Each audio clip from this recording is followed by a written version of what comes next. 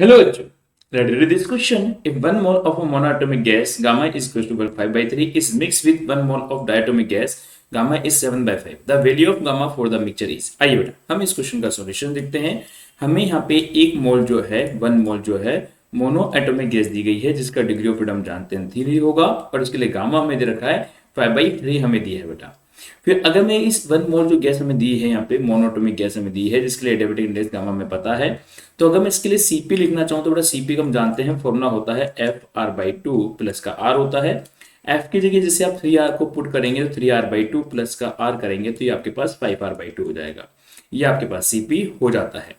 इसी प्रकार से अगर मैं इसका CV1 भी कैलकुलेट करूं तो मैं CV भी कैलकुलेट कर सकता हूं।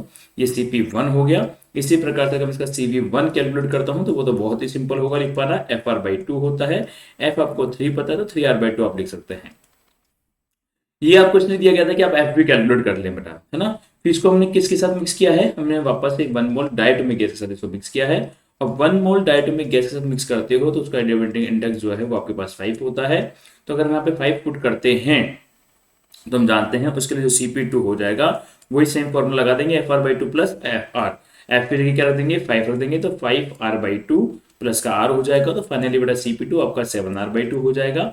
सिमिलरली आप यहाँ पे CV2 कैलकुलेट करेंगे। CV2 के लिए भी फॉर्मूला सेम लगा देंगे, FR/2 यहाँ पे लगा देंगे।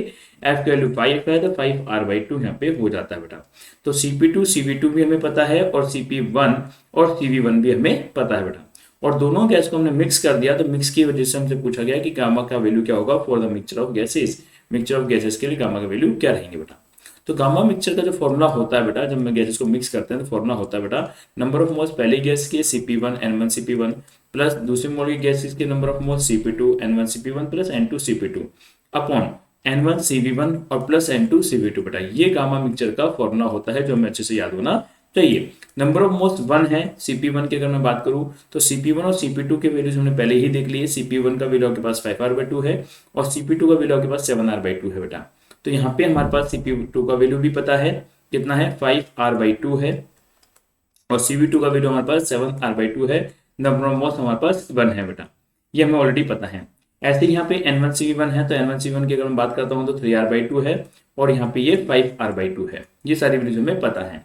तो यहाँ पे हम सॉल्व करेंगे तो ये कितना हो जाएगा 12R/2 हो जाएगा और यहाँ पे कितना हो जाएगा 8R/2 हो जाएगा। तो R/2 से R/2 आपकी कैंसिल आउट हो जाएंगी तो फाइनली कितना आ गया 12/8 हो जाएगा। 4 से कैंसिल आउट करेंगे तो 3/2 हो जाएगा। मतलब फाइनली आपके पास वैल्यू आंसर जो है 1.5 हो जाता है। तो गामा मिक्सचर का वैल्यू कितना हो गया बेटा 1.5 हो गया। मतलब अगर फॉर्मूले में के अकॉर्डिंग आंसर देखें तो हमारा आंसर बी ऑप्शन एकदम करेक्ट हो जाता है बेटा। तो जब भी ऐसे क्वेश्चन हो तो आप फॉर्मूला लगा दीजिए बेटा N1 CP1 plus N2 CP2 upon N1 CV1 plus N2 CV2 और यहाँ पे आप CP1 CP2 CV1 CV2 calculate करके इजीली इसको फाइंड आउट कर सकते हैं बेटा। ओके बेटा, थैंक यू सो मच।